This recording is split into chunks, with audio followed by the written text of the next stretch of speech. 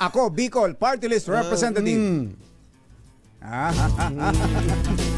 Alfredo Garbin. Ayun. Ayan. Kong, magandang morning. Magandang morning. Si Ka Jerry at si Ka Tunying po ito. Magandang umaga po, Ka Jerry, Ka Tunying. Marahayin aldaw po. Marahayin aldaw. Yes, sir. Nanonood sa DCRH. Binibitin ko at maraming naghahanap kasi kay Kong Saldi. Oo. Kayo na nga magbida. Nasaan ba siya at ba't siya wala dito sa Pilipinas? Nasa Amerika po siya. Una, naghatid siya ng kanyang anak. Nag-aaral po kasi sa isang universidad doon. At pangalawa, in time na rin sa kanyang extensive check-up po doon sa Estados Unidos. So yan po yung on record at yun po ay meron din travel authority from the House of Representatives. Noon daw hong magsona ay wala na rito sa Pilipinas si Kong Saldi. Tama po ba? At ba't ganong napakatagal? Mahigit mahigit 1 buwan na. Mahigit 1 buwan. Well, tama po.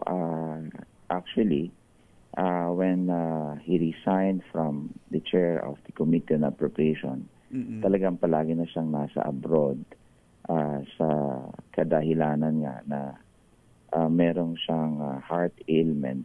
Palagi siya nagpapacheck up. And in fact, Ka Tunying, Ka Jerry, when I talked to him yesterday, sabi niya yung doktor niya found out 90/60, and the doctor said, we need an extensive checkup on your heart. So, ano po yung 90 blood pressure? Baba. 90/60?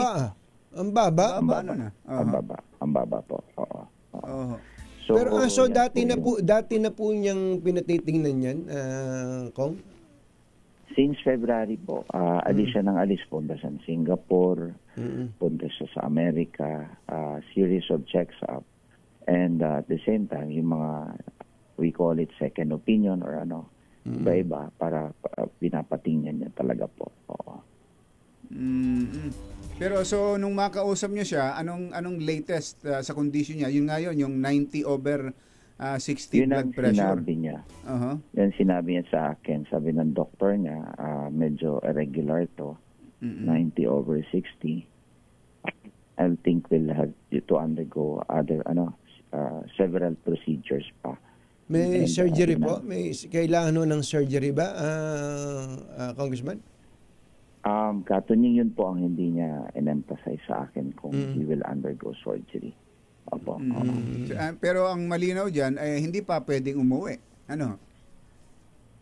Hindi naman sinasabi niyang hindi siya uuwi, but as of yet, hindi pa natin alam kung kailan siya makakauwi because he was advised dahil nga dyan sa condition niya by the doctor of this extensive medical treatment or procedure. Well, mga kasamahan nyo rin naman ang naghahanap kay Kong Saldi. At di ba nitong nakaraan sina Congressman Toby Chanco, pati yata si Kong Egay Erice, nagmo-move na ipatawag sila o paharapin sa committee hearing. Well, tama po, and that was kumbaga overruled by the committee dahil hindi naman po yun yung subject matter ng hearing ng TRICOM. So, it was not the subject. And at the same time, the call for investigation ay yung para sa mga maanumalyang kontrata, lalong-lalo na yung mga ghost project doon sa Bulacan.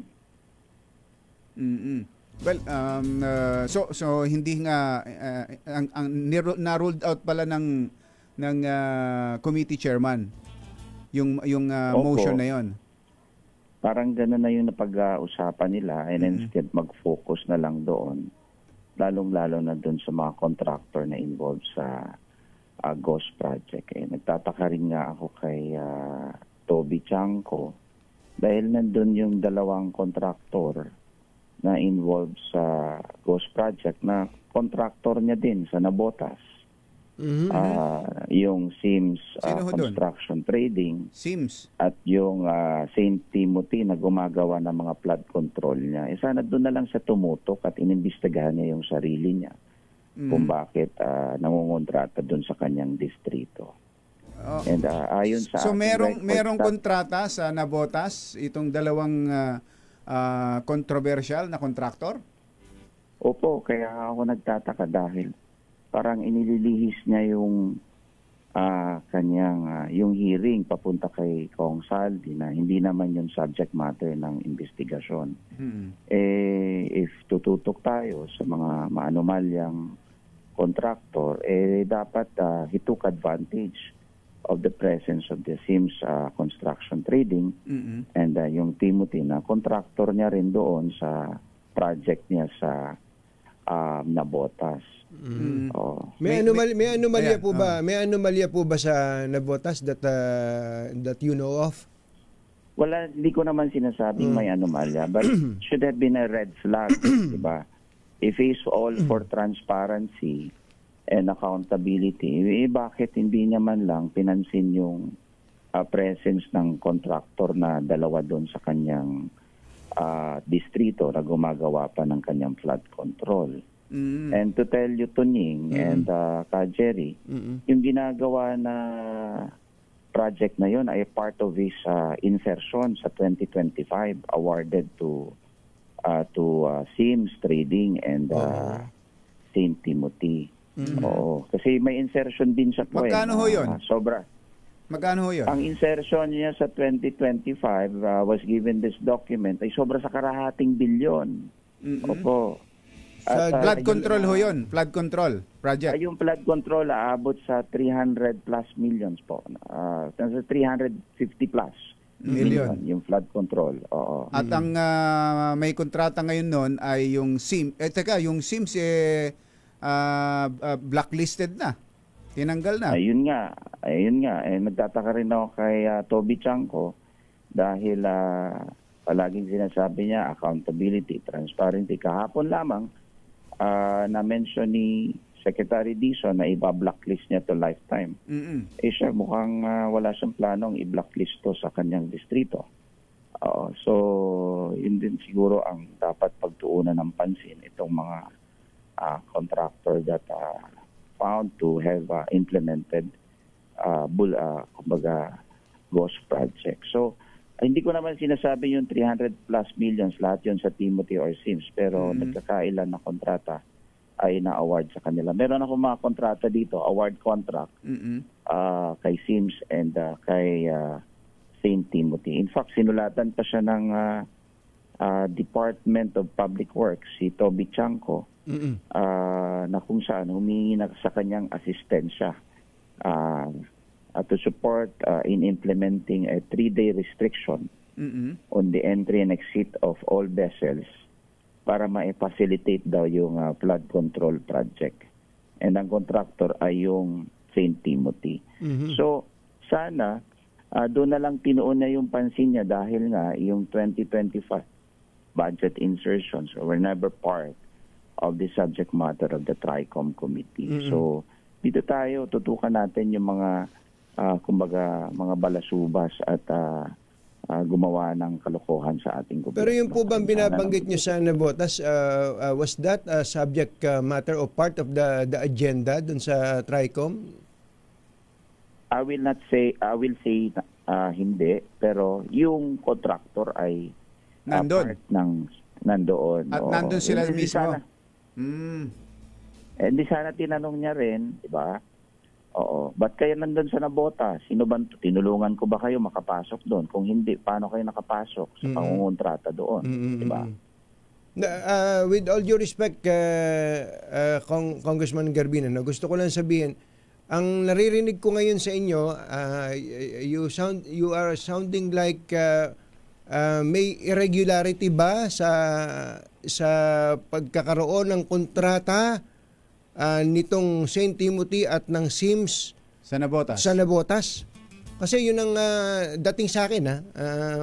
Bakit sila kailangang imbestigahan if there is no problem with the contract or the process of awarding the contract to them, na sabi niyo dapat ay sinamantala na ni Congressman Toby at that particular moment?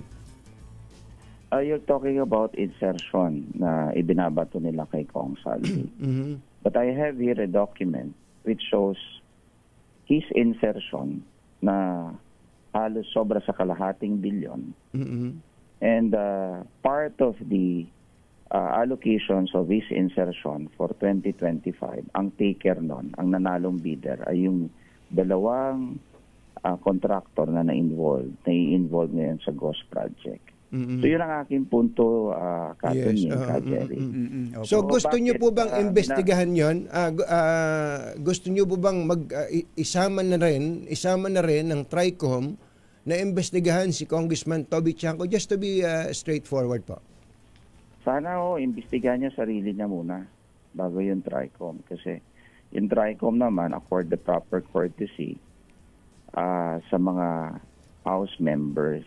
Yun po yung iniingatan natin. That's a long-standing tradition na wag mo imbestigahan o as much as possible, wag mo gawing resource person yung sarili mo. So, yun ho yung ating pinupunto ngayon. Now, if he's after for those all insertions, di-imbestigahan niya muna yung sarili niya, yung insertion niya na ipinasok niya sa 2025, ang dalawang taker doon ay nai-involve sa manamalyang Ghost Project. So, pero hindi pa ninyo alam kung may problema yung mga projects na yon na hinawakan ng dalawang contractors? Hindi pa. Hindi pa ho natin alam.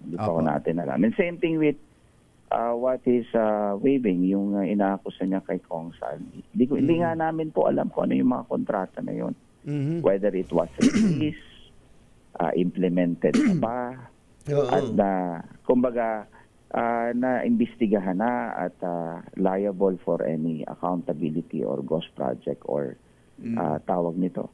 So, ang atin dito ay dapat yung factual at yung merong yung pinag-uusapan na. Hindi pwedeng kumbaga indiscriminate, itatapon mo lang.